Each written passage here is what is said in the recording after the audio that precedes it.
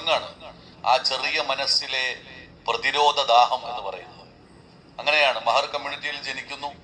അദ്ദേഹം പിന്നീട് വളരുക എന്ന് പറഞ്ഞാൽ ലോകത്തോളം വളർന്നു. ലോകത്തോളം വലിയ സ്ഥാനങ്ങൾ. ഭാരത് സർക്കാർ അദ്ദേഹത്തിന് ഏറ്റവും വലിയ പരമോന്നതമായ അംഗീകാരം ഭാരത് രത്ന അദ്ദേഹത്തിന് ഒരു സമയത്ത് നൽകി. ആ യാത്ര നമ്മൾ പരിശോധിച്ചാൽ മനസ്സിലാവും. അദ്ദേഹം ജനിച്ചതിന് ശേഷം വളർന്ന സ്കൂള്, പിന്നെ മഹാരാഷ്ട്രയിൽ നിന്ന് അദ്ദേഹം ബോംബെയിലെത്തുന്നു. ബോംബെയിലെ ഒരു പ്രത്യേകമായ സമൂഹത്തിൽ അദ്ദേഹം ജീവിക്കുന്നു. അവിടുന്ന് പിന്നെ അദ്ദേഹത്തിന്റെ ദിഷണയുടെ മികവ് കൊണ്ട് അദ്ദേഹം ലണ്ടൻ സ്കൂൾ ഓഫ് എക്കണോമിക്സിലേക്ക് പഠിക്കാൻ വേണ്ടി പോവാണ്. അതിനുശേഷം അമേരിക്കയിൽ പോകുന്നു, സ്റ്റൈപ്പൻഡോട് കൂടി പഠിക്കുന്നു. അദ്ദേഹം നമ്മുടെ നാട്ടിലേക്ക് മടങ്ങി വരുന്നു.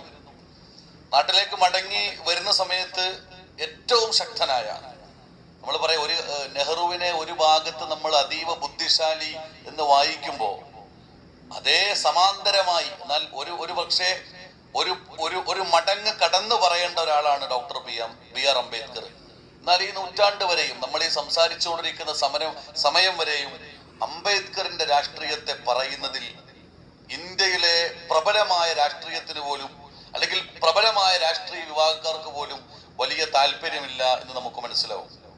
അതിന്റെ കാരണം അംബേദ്കർ എന്ന് പറയുന്ന വളരെ യുണീക്കായ, വളരെ ഡിസ്റ്റിങ്ക്റ്റ് ആയ, വളരെ വ്യതിരിക്തമായ അദ്ദേഹത്തിന്റെ വ്യക്തി സത്തയായിരുന്നു. അംബേദ്കർ തിരിച്ചു വരുമ്പോൾ ഇന്ത്യൻ രാഷ്ട്രീയത്തിന്റെ പരിണാമഗതി ഒരു വല്ലാത്ത അവസ്ഥയിലാണ്. അദ്ദേഹം ഗാന്ധിജിയോട്